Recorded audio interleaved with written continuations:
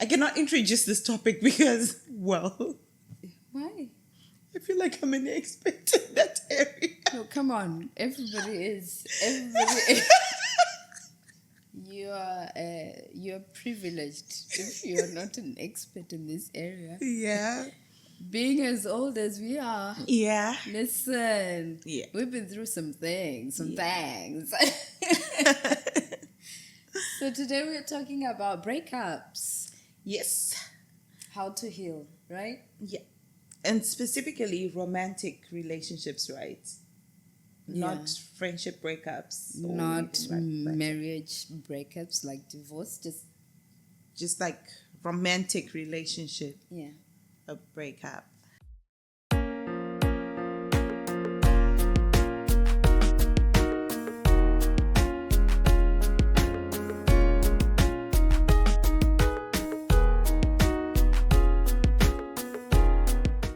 I think some people are privileged. They have never been through it, or they've just had minor, episodes.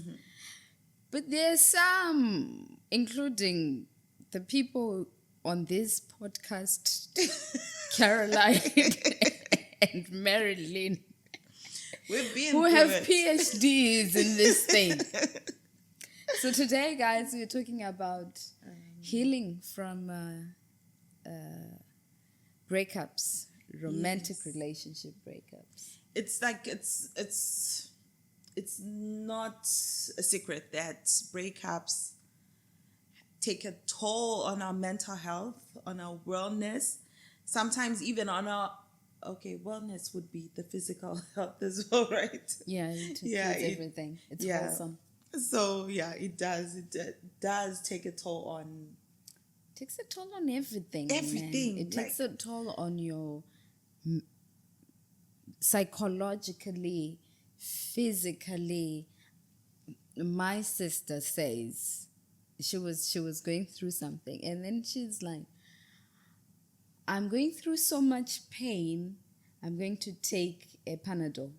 And she did, and she's like, I felt better. And you know what? It does. I think The pain centers in the brain. Yeah. Whether it's emotional or physical, they're the same. They're the same. So you would it feel works. better. It actually works. Not to say, guys, I get never into the tried habit this, of taking medication when you're not feeling well emotionally. But, Yeah. And hopefully you're not going to be getting like 1,000 breakups in your lifetime. I So, pray yeah. not. I pray not. Anyway, so we're going to start from the beginning, right? We're going to start from when you get when the breakup happens. From a scientific point of view or from a theoretical point of view, what are the stages that someone goes through Okay. during a breakup? So a friend of mine, guys, I'm sorry, I just talk to people a lot about their emotional issues and how they process it.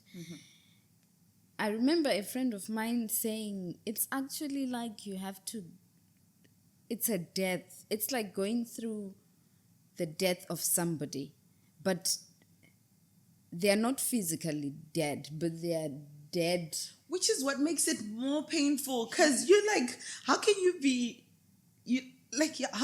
dead to me, but you're still there? Like, I can still see you. I can still. And if you're in the same circles, and you're around the same places where you used to hang out, there are constant reminders, and yet I get to see you again. So it's like you go through the stages of grief.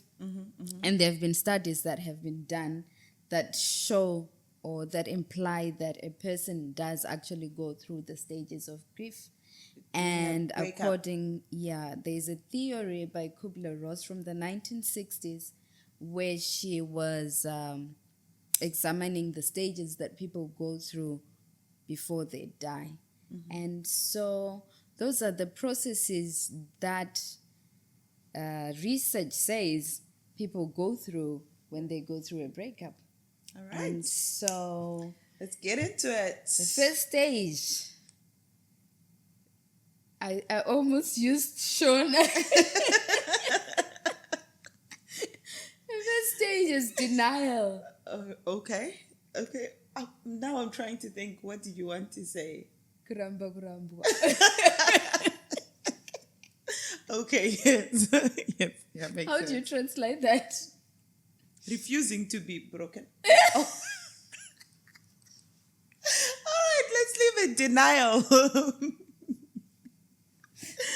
All right. So the denial phase, I guess it's that phase, right, where you're like, no, this can't be happening. Is it the same phase that you're trying to fix it, or no? No. This is a phase. It's like the first stage when somebody dies, right? There's that shock phase where your body hasn't accepted yet that this has actually happened. Like it takes in your you head, a you're while. still in a relationship with this person, Yes, because although you're used not to doing certain things together. And so, for example, if you're used to waking up in the morning and texting, your first instinct is to take your phone and sometimes start texting, and then you realize midway that actually I cannot. Yeah. So your system, your brain hasn't gotten used to it. Then, or and sometimes we rationalize it. Is there a time frame for these things? Because for me, I think I would want to know, like, is there a time frame that you can be like, okay, I think I've been in the denial phase for too long. I need to snap out of it. Because I feel like for some of us, we stay for too long in these stages. Like, we're not going to the next stage, whatever the next stage is at this point. Well, but in the denial phase, where I'm still thinking that I'm in a relationship with this person, I still need to check up on them, because that's the phase, right? That if something is going to happen to them, you still feel like I need to check up on them. Is that the denial phase? Where you're still attached. Yeah, like you're still attached to them. Like you wake up in the morning, you're like, even though you're telling yourself that even though we're broken up, there's no harm in me just reaching out and saying good morning. But what will you really be trying to do? Denial. The denial phase. That's why I'm asking, is there a time frame? Like, my response to that would be, generally, there is no time frame of it. Okay, let's say this. Within the normal grieving process, people expect that within 6 months to a year, you'd have gone through all the stages, right? But when it comes to relationships and a person who's still actually alive, I don't think there's like a stipulated time that a person goes through the stage. And it's not like you go through these stages one by one, like, okay, this is denial. And then after denial, I'm going to go through, anger. And then after anger, I'm going to go through depression. No. It could be one day it's this, one day it's the other. So you it's not like you go through, it's not like it's a step-by-step, like AAA, where you have to go through. No. Okay. Sometimes you go to one stage you jump from this stage to that stage. It's erratic. That makes sense. Yeah, and there's no, depending on your personality type and who you are and how you process things, it can be different. So I think for me, denial is my stuck point. I used to keep going back to that phase. But anyway. But in here, it's like you want to maintain hope. Yeah. That there is hope. Maybe they didn't really mean it, when they said this. For me, what I don't understand about breakups is, how do you just stop loving someone? Like, how do you just stop? Honestly, for me, I believe, honestly, that if you actually love the person, it never goes away. I felt that I came from inside. No, as in not as in So you then it's still like romantically want to be involved with that them, person, but you then- genuinely care for them. Oh, yeah. You might not check up on them. You don't have that strong bond, but because I they're think dead that- to you. So you can't check up on a dead person. can you? I've never understood a person who says after they break up with a person that this person is dead to me. That's what they mean. They're I've trying to never- accept that the person is no more. Like, No, but I they're know no longer in people existence. who block a person, remove everything that reminds them of this person, and just pretend like this person never existed. Yeah. Like they're actually dead. But I don't think that's a right way of processing, though. I don't think that's the right way, and I don't think I could ever do it. But I think it makes them go through the process quicker. If they actually do process. I had I have a friend of mine. Excuse me.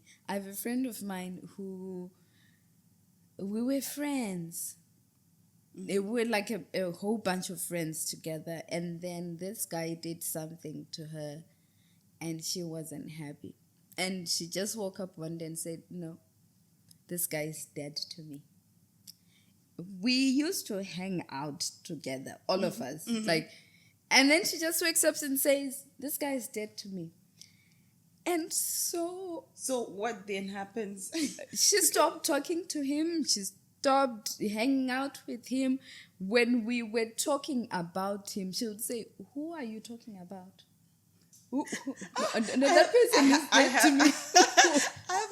I have a funny story, like, about this whole dead to me thing. I once did the same thing, but then for me it wasn't like, it was me saying like, okay, they're dead, right? They're dead to me. So then my cousin is asking me about this guy. He's like, how is this guy? I haven't seen him in a long time. I'm like, he's dead. And then the conversation is like, that's so sad. And I played along, like, I don't know whether it was because I was Emotionally dead to me. I cannot. maybe I was going through the anger phase of things or what, I don't know. And I was like, yeah, he's dead. It's like, really? I'm like, I'm so sorry to hear that. I was like, it's okay. It happened some time back, so I'm over it now. And then a year later, I think, a year or 6 months down the line, my cousin bumps into this guy. Oh my word. So you didn't tell her that you No, were I joking? didn't. I continued. I was like, I just went with the flow. And then they bump into each other. It's like, what? He texted me immediately. I don't know, man. This person could have fainted. Like, how come I was like, I meant dead to me. What is wrong with you? No, what is wrong with you? So I understand her. I think she was just in that anger phase, and she's like, "You're dead. You're dead How do to you me." not tell a person that no, actually, this person is... Can you put yourself in your cousin's shoes? I think I actually still have those messages. Put yourself when my in your cousin cousin's texted me, he's shoes. like, "I bumped into him in town today." Oh yeah, and I had actually forgotten that I told him that he's dead. I cannot with you. I don't know. Like, but it helped. So I guess, that's the dead to me meaning. Your cousin was traumatized. He was. For life. He was. His brain thought he was seeing somebody who had come back to life.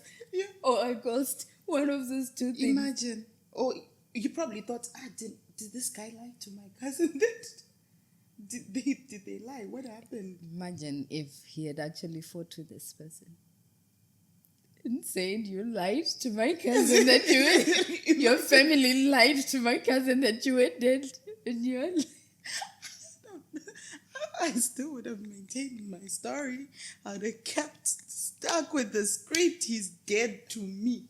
You just didn't ask any further questions. I have no words. Anyway. I have no words. So moving on to the next stage, anger. Anger. I Well, don't know. that's what we were talking about, right? Okay. This phase where you're just angry now. But I think anger is normal though. It's not. Yeah, anger is normal. You're going to be angry, especially if you are, because you've got hopes, right? When you get into a relationship, you want it to go somewhere, and then it doesn't.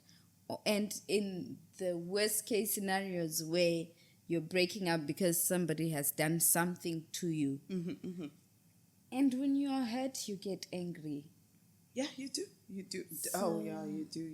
You'll be angry, and the way you express that anger, sometimes, if it's directed to the ex, I think that's okay.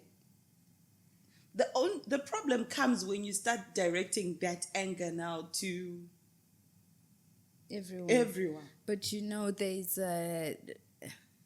this thing that they have in psychology that it was a funny diagram where, for example, right, that at work a husband has an issue with the boss, right?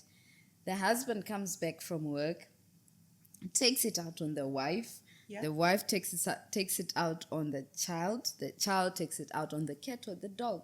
So at the end of the day, it's the cat who gets the brunt of all of these things. So it happens that if you're down emotionally and you're angry, your outlook on life isn't going to be on other things. It's just going to be on almost everything. You can't. There's no sunshine that's coming through. Yeah. Your lens of seeing the world is just it is what it is. Like you're just sad. You're angry. And you need to take it out. No, but have you ever been? Now, I think I know the answer to this question. But have you ever been so angry you want to take it out on the person?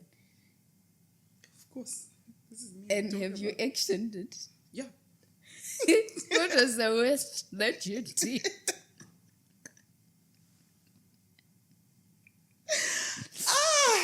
Why would you ask me? Why would you ask me such a question? What's the worst? You took it out on somebody. You wanted them to feel the anger that you were feeling. The anger. I don't know if I'm ready to put it out there, because then people are gonna judge me. Guys, this is the safe lounge. You didn't break people's windows or anything. No, right? I've never actually broken people's windows or anything like that. But safe space. This is a safe lounge, guys. I physically attacked someone. Okay. We're gonna take a moment to process that. But you're no longer physical, right? Like that. No, because that was such an altercation that what happened after that, like, I would never, even if she learned a lesson. I learned a lesson. In other words. No. So guys, not in this lifetime. If there's anything that we are going to get from this, don't do it. Before you do it, think. Control your anger. Think. Don't.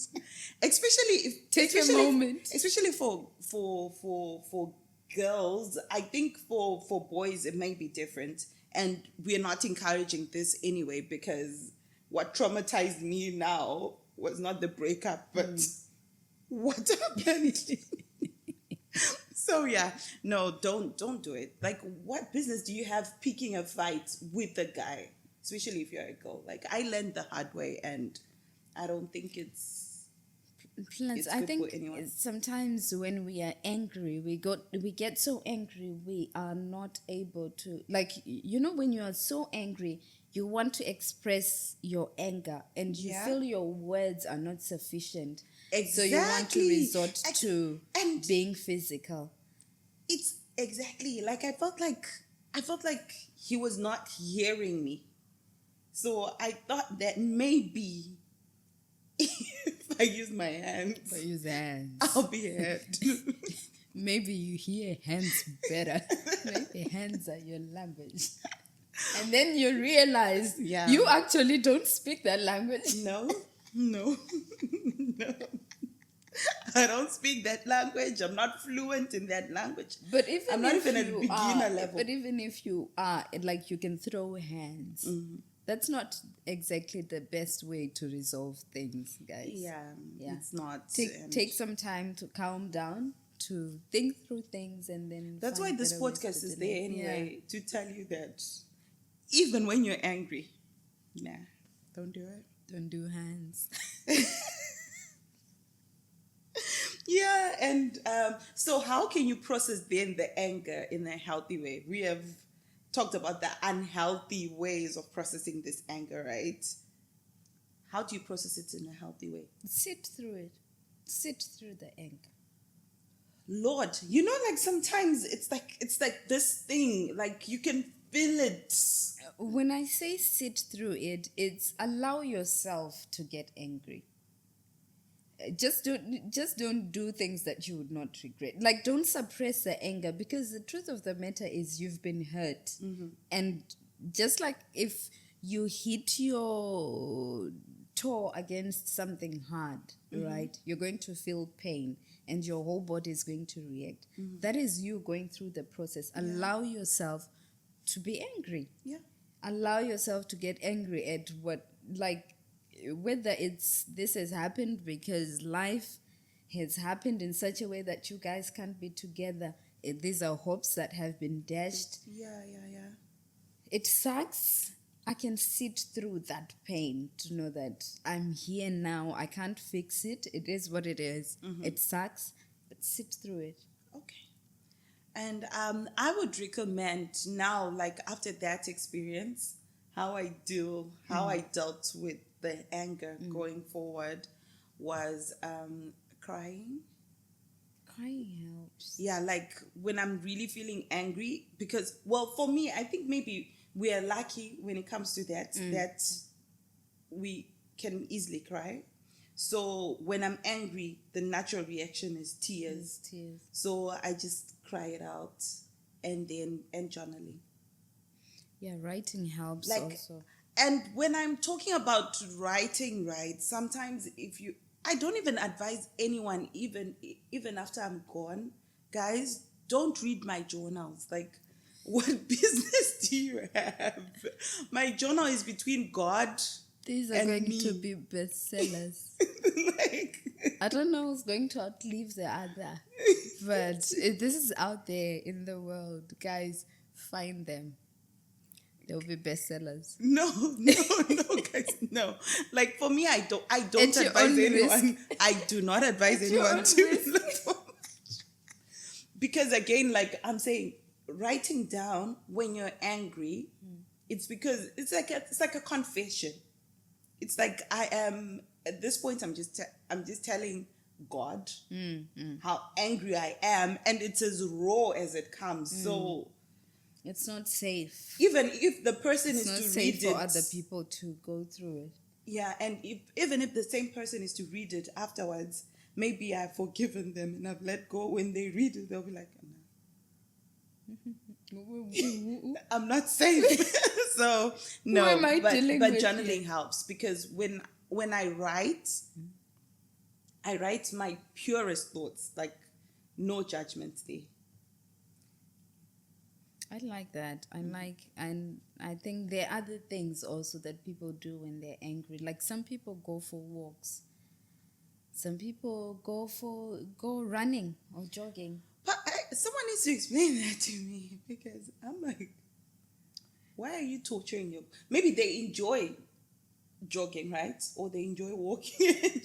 Generally, yeah, people Because who I'm enjoy like, doing for that. me, if you're telling me that I'm angry already or I'm in pain already, and then I have to go. But think of it, when you're angry, your emotions are high, right? And probably your adrenaline is high. Why you would end up fighting is the fight or flight response is there. So Yeah. you're channeling all of those That emotions, energy, yeah. that energy, you're channeling it into something else so that your mind clears up and you're able to focus. Yeah, I've noticed Makes that. sense. Yeah, even now, like when I recently started going to the gym. Yay! Progress, yo. Mental This health is and good. wellness.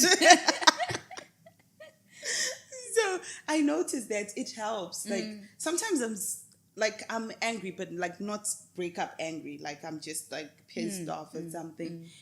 But then after my class, I feel like why was I even angry? So yeah, I think it helps. It does.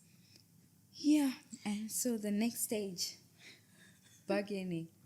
I'm also very good at this now. Bargaining. Like for me, it's like after like I'm angry, right? And then I'm like, okay, we were both angry, but now like, can't we fix this? Let's talk about. Let's try to fix it. Yeah. And I think for me, it's the most painful phase, especially if the other person is not willing to fix it. For me, that stage, oh my God. Plus, there is something It's in like me. it gives me a second breakup. Like you have already built hopes in your mind, and then this person is not willing to work through it. Yeah, I'm like, please, like, I'm trying to make you see that, and I'm trying to understand because I don't. Okay, I don't think there's a relationship where I was like I was in the wrong, and then we ended up breaking up. So because of that, right, I feel like when I'm trying to bargain, I'm already showing you that I have forgiven you. Like I have,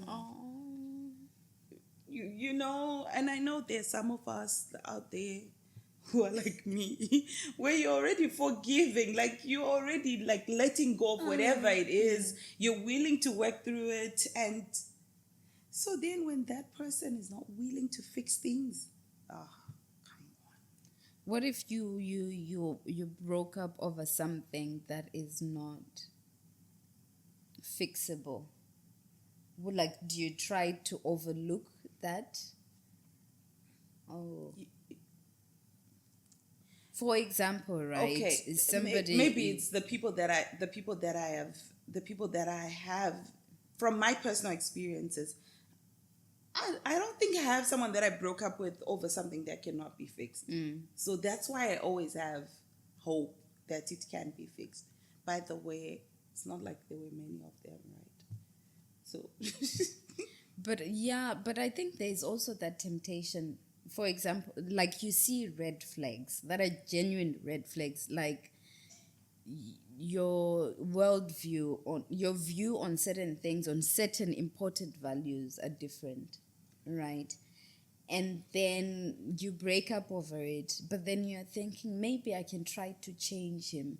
Maybe he will understand my point of view, and that thing that says, is it really over? Because it's not like everything is bad. There are just certain things that are issues, and then so in trying to bargain and say, can we not fix it, there is also that danger that says, especially for somebody who keeps doing the same thing over and over, because they promise you that they're going to change. You believe them. You go through the same process. They do it again, and there is hope that but when I spoke to him this time, he understood. I feel like he really got me and understood. But that's what love is, right? But if it's an important red life, if keeps it's a no big, record of wrong. That's what the word of God flag, says. A big red flag. It's not pink. Let's not make them pink. Let's not make them, it's light baby pink. It's big. Endures all things. Love endures all things. But that's also one thing that I think with many females, we are enduring. Like love suffers. What? Yeah, suffers. Love endures. Love is long suffering. Yeah, long suffering. Yeah. you don't, it's okay, in marriage that's a different issue, but then especially if you're thinking that this is a person I could potentially see myself with long term, you want to keep it, and so you do everything you can to try and fix it. Yeah. And also, like, well, that's the thing, right? If you're going to be long suffering in marriage, guys, don't misquote me.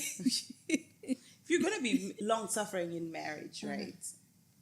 And you're going to forgive all the things that someone is going to do and everything, even the things that we call red flags when you're courting someone, they're no longer red flags when you're married to that person, because what's the point then if it's a red flag and you're married to this person? That's interesting. Are you saying that a red flag, I get married to you, I know you have this red What is flag. it red flagging when you're already married to It's the red person? flagging that there are issues that you haven't you dealt married the with. wrong person? Yeah, you saw the red No. flag. You continue to go through it, ignoring the red flag, but doesn't mean that it changes to pink because we're married. Once It's you're still married, red. it has to be a green flag, because a red flag is supposed to make you stop and not pursue. But the moment you pursue and you're married already to that person, you have accepted. All their red flags are now green flags, right? So are you saying that once a person gets married, I'm just supposed to accept even the wrong things that they're doing? What do you want to do? Are they not obliged to change? Obliged by who? You accepted them as they are. You said, I do. For better, for worse. Guys, no, but no, this is hiccuping in my brain. Yeah. So there is no expectation whatsoever for a person to improve in certain areas once they're married? No, they can improve, but they will improve at their own pace, as they, Like, if you they don't- feel the need to. But then, because my point is, when it comes to red flags, right? We're talking about breakups here. You're breaking up because you saw a red flag in you broke up with that person. But if you're married now, it's a different situation altogether, because if you see a red flag, you're not going to break up with that person. So it can't even count as a red flag. Maybe you just communicate about it and you talk to him.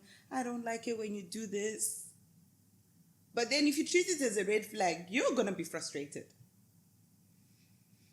I don't know, guys. So anyway, I we were don't know. saying that. That kind of triggers me. It So rubs the me off. the fixing part, actually, we did justice to the bargaining part, because then that's what shows, right, that we shouldn't be bargaining. Like, we have no business bargaining to fix what's been broken. What's broken, Because if we try and do that, you're just going to end up with the same person that you had issues with. And you're going to end up with that person once you're married. So, Yeah. Next stage. Depression. Depression. Oh my God, I've slept under my bed. Huh?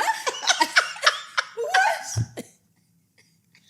Oh God, I felt like No. I know. Rewind. Say that again. You slept where? under my bed, my college bed. I slept under it. Under it. Like, under- Oh my God. The things that people do.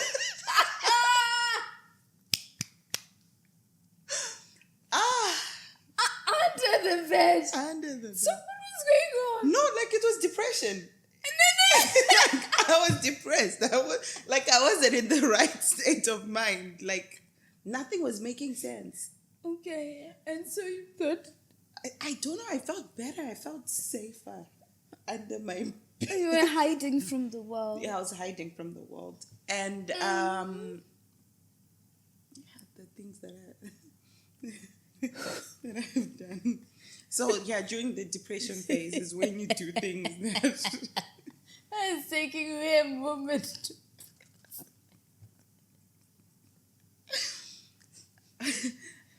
you Guys, be kind to one another out there. Be kind. That's all I can say. But then that's the thing, right? Like when you're going through it, you don't even notice. You need someone to then come and tell you to snap out of it. And for me, like guys, depression is real. Breakup depression is real, and it's something that I think the best solution is to talk to someone. I think what I do, or the worst that I've been through, I think is when I am really, when I am going through it, I tend to isolate myself from people. I just want to be by myself and just feel the emotions and cry and do what. But being around people just feels like it takes too much energy from me. Yeah. Like I just need a space. And sometimes being an overthinker, you go through everything. Maybe this is where that's where, thoughts of maybe I'm not good enough. Yeah. Maybe I could have done this better. Or maybe I could have reacted this way. Yes. Maybe I'm just not saying it from, like, you overthink, and it's like a rumination that goes on and on and on and on. And you're just low. So you don't want, and sometimes you don't feel like explaining it to people really. But for me, I do understand. I know you don't feel like explaining it to anyone. And it's important to have somebody. You don't in want, your corner. like, during that phase when I was sleeping under my bed. It happened several times. So, How long were you sleeping under the bed? I wasn't going for lectures or anything like that. Like, I was just, like, it's such a dark place that I don't think you should be alone. For sure. It's always, and I thank God for the type of friends that I had then. I thank God for my mom, because in their own way they helped me to snap out of it. It's important. I mean, that's why social circle is important. Yeah. We are social creatures, and we need to have people in our corner who will be able to pick us up when we're down. It's important. Yeah. It's important. And then the last stage is acceptance. Finally accepting that it is what it is. It is. Like, yeah, this is what we're doing. We're not going to be together. And I think sometimes you feel like you have accepted. And then, boom, you pass through a place that you guys have been through together. That you've gone to together. Or you just suddenly you see something that reminds you of that person. That's why I felt like I felt like I was in between acceptance and bargaining. Okay. Because for me now, like the one that really hurt me, like the one that I really had to go through all the stages, right? There was that issue. We have the same circle of friends. We meet. we like. I don't want them to know that I'm talking about them. So I don't know what we can do about that. But then, like, it's that. So because you then now see things that remind you. You're constantly seeing things that remind you of this person. It's definitely inevitable. You then go back again and you start bargaining that maybe we can fix this. Like, maybe we can do something about it. So, yeah, for me, I think the acceptance, that's why I was asking, do you have to go through all of them and not... Yeah, some people skip through this. Some people don't go through all these stages. But like I said, it's not the case that you go through this stage, you finish, you go to the other. Sometimes it's Yeah. But you then know, there is the that's the final journey. acceptance stage. It comes. Eventually Eventually it it comes. Yeah. Comes, like even when you see something that reminds you of that person, it doesn't hurt anymore. No. It's just like, oh, you're at okay, peace. and then you move on. And by the way, when that day comes, it's like It comes. There is a silver lining in the end. There is light. there's in the light end at the end of the tunnel. tunnel. And it's amazing. So I think, yeah, go through the stages. Don't feel bad if you feel like you're going backwards. If you feel like you'd reached the acceptance stage, And you thought you had accepted, sometimes- and then now yeah. you're going through depression again. And Just sometimes ride I it think what happens is we tend to think, when you are really, really in it, you tend to think that nobody else has experienced such pain. Yeah. I must be the only one, because nobody was in love with this person like I was. Oh, So yeah. they don't know. Yeah, They yeah, won't yeah, really yeah. understand what I'm going through. But really, there is really nothing new under the sun. we do understand because we've been Yeah. through it. Yeah, we just go through it differently sometimes. Yeah. But it's not. It's not. You're not alone. You're not alone in life's experiences. And so, yeah. after going through these stages, right, I think it's important to have self-compassion, to have self-love during this breakup phase. You need to, Yeah. you really need to love yourself. You really need to, And remember when we were saying that there's that part of you sometimes that feels that you are not good enough. Maybe you didn't do enough. And so taking the time to reprogram your mind, yeah, to not just look at the mistakes that you have done, because we all make mistakes, but to look at them and give yourself grace for the things that you did, Like, and the I'm things that telling you went you. wrong on. like this whole thing, like having self-love and what you're saying, that you can't keep blaming yourself for things, right?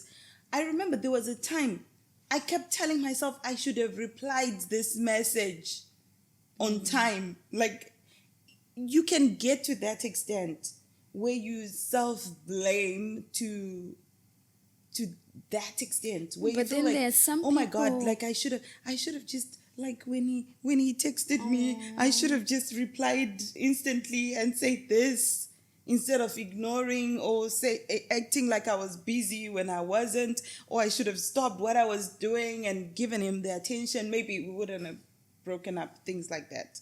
Or maybe he wouldn't have cheated. And I think also there's something that we should address. There is, on one level, there's a thing of you going through it in your brain and thinking over things that you might have done better, or that I didn't do this well, blah, blah, blah. But then there's also the other side where a person was telling you that you're not enough. Yeah. Or that I Yes. feel Go I- deeper.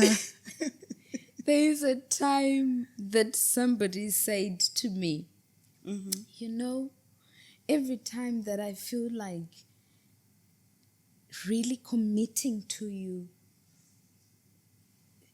something else happens. And by something else happens was he would No, get don't into tell me. relationships No, with somebody else. Don't tell me. So this person then was saying, at the end of that talk, he then said, I think there's something wrong with you. Now, when it finally ended, it took me time to then process that. It took me, because you do go through it, that was I not enough? And sometimes with daddy issues. You want to love this person so much that you feel like you are enough. You don't want to. You're trying to avoid rejection. Yeah. And so there is that where a person will continuously undermine you or will do things to say to you, you're not good enough. So you really have to go through a process of healing, of getting into the mind space that you're not for everybody. Especially if it includes... And there's nothing wrong with you. If it involves cheating, it does that. Even if he hadn't vocally said it to you, you would still feel that way. Because if you're looking at the next person, for example, you're looking at the next person and maybe they're thinner, they're lighter than you. Yeah. You know, they have a better figure than you do. You start replaying all those things, even like the things that he said before. Like, I know, don't put too much sugar in your tea. You start remembering those things. I should just have been serious about my diet. Exactly. So it really is important to exercise self-compassion during a breakup. And just self-love. Be nice to you. Yeah. Take time to spend time with yourself and tell yourself nice things. Take yourself out. Do nice things. And avoid perfectionism, especially during this stage, because the last thing you want is to be the biggest critic of yourself. That's very easy. That is so easy to do. And we fall into that trap all the time. And when you're going through a breakup already, you're feeling low. And if you then want to be perfect, no, like you're just going to hurt yourself. Just love on you. Exactly. Just love on you. Be kind to yourself and it will get better. Eventually. And why is it important to go through this? Like, why is it important to process these emotions? Because I might as well just leave them, just lock them. Lock what? The emotions. The dead to me thing. Like, you could just say, okay, they're dead to me. Your body. You don't process anything. You just move on to the next one. Because your body doesn't forget. Your body does not forget. If you have not healed, that's why they say hurt people. Because this is avoidance. When you say, I'm just not going to address it, it's there in your brain. It's a box that's there that you've decided to just overlook. Yeah. But then one day something happens that triggers it and you explode. You don't really know why you're exploding, but it's that unaddressed box that you keep circling over and avoiding. And when you don't process things, it affects your next relationships. It does. You're going to treat them the same, like they might suffer for the sins that they didn't commit. All right. So, would you say that people that leave one relationship and get into another one immediately after, are they not healing? Are they not allowing for emotional healing? They themselves are red flags. But people heal differently. Can't I go through all these stages of healing and everything while I'm with someone else? Is that fair to the person, though?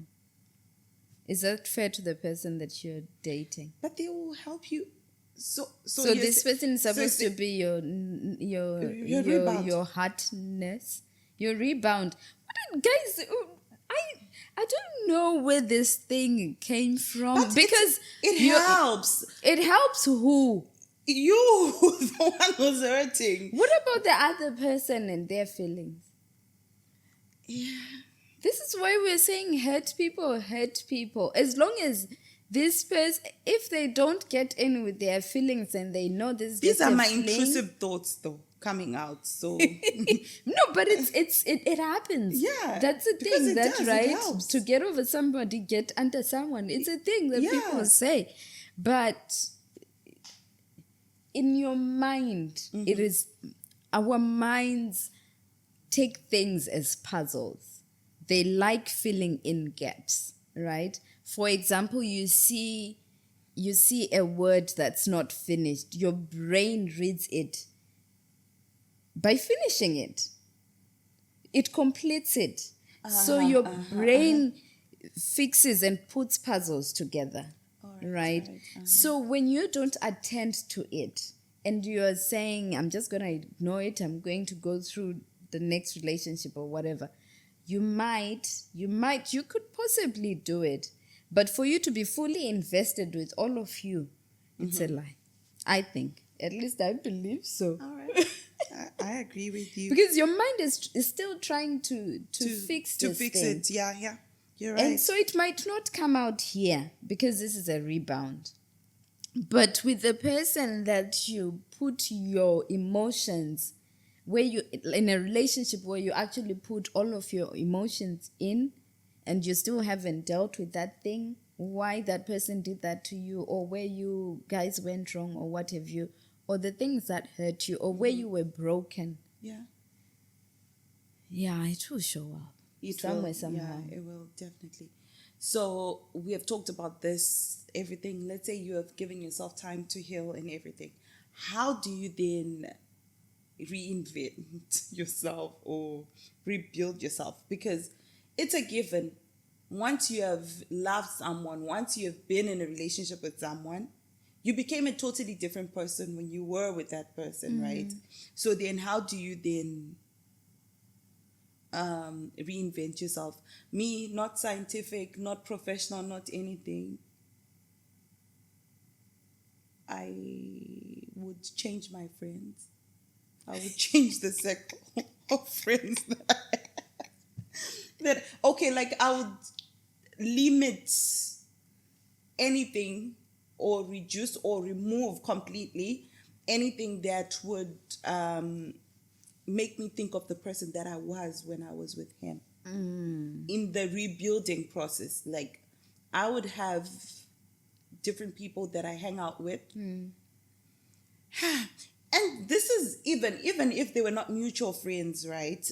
Unless they're like my close friends that I can't get rid of, right?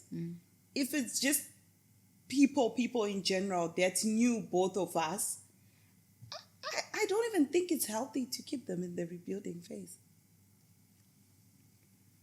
Do you know why? Because those are the same people that are going to remind you of that person. I'm going to remind you of the relationship that you had with that person. But once you are healed, would it still matter? Even if they talk about it? No. Once you're healed, no. But as long as you're going through that phase. That process. Like now you're trying to rebuild yourself, right? I don't think you're there yet. So I would recommend, like, try and... That's the stage that you should avoid anything that reminds you of that person while you're trying to rebuild yourself. Deleting things. Stopping... I have a habit of going through... I'm a word person. I like words. I can't delete And words that you've written. And so, for me, like, especially if I enjoy our conversations, deleting. Like, why? But then I think it also gives me some validation. Like, yeah. It would. It does. It would give some validation. But then at the same time, it depends on how you're taking it, right? If it's something that, if you're going to keep looking at, there are things like during like the bargaining phase, like I was saying, I kept going through you acceptance. Look at it, you think, bargaining. hey, No, like for me, what would make me delete some chats and what made me delete the chats and everything was looking at the messages showed my desperation, like how desperate I was to fix things, how desperate I was to get back with certain people. And yeah, so I would recommend deleting in terms of when it comes to things like that, because how then are you going to rebuild yourself if you keep seeing that? I really asked him, like, I really was open. I was like, is there any way we can fix this? And he didn't reply. or And you sent a message and he blue ticked you, things like that. And I remember there's a time that we went through a session where somebody was talking about breakups, and then they said, if you feel you're still very strongly attached to this person, go and get rid of anything, like the things, the gifts they've given you, the messages, the whatever, delete it. And it was very healing for the girls that were there. Yeah, it is. It was. It's helpful, and I think that's really one, and try something new. That's nice. It pushes your boundaries. It does. That's why we have these all revenge bodies and things like that, right? Wait, what's a revenge body? Oh, you don't know a revenge body. So this is now. Oh my God. So that was a slow moment. Forgive me. You break up with me. And then when I show up again, I'm like... You missed all of this. The girl of your dreams. But I think the thought process though behind that shouldn't be that I'm doing it to fix this person. Even if you start like that. If they don't really like you like that, you go through all that process and then you realize this person isn't even batting an eye. And then what will you do? Yeah, but it's different, right? For girls, it would be like maybe getting that thing. Okay. For guys, it could be like then making it in life, like making lots of money. I was having this conversation with somebody. I was having this conversation with someone, and they said, I would not be able to bear it if somebody I broke up, a guy that I broke up with, ended up being more successful than me. I said, girl, what? I feel for them, but then, I think it happens. She has to get over it because it happens. It does. Because they're going on with their lives, right? And if things are going on well for them, good for them. It has nothing to do with me. Yeah. I need to just do me and my life, and I don't need to compare my life. So with you theirs. see, it works, right? Like you could go get a new hobby, join a gym, get a gym membership. But even if it's not you doing something different, I think life's processes change you. So you're definitely not the person that you used to be before this relationship and before this breakup. Yeah. So just accepting the person who you now are, that in itself is reinventing who you are in your mind. Yeah, because you're wiser. We used to call them, these guys, we used to call them Anatete. Anatete is like aunties, the aunties who teach you life skills. Yeah. Because some of these men, some of these people will teach you life skills that nobody else can sit you down and talk you through. Yeah, that's right. That's true. So, yeah. Yeah. And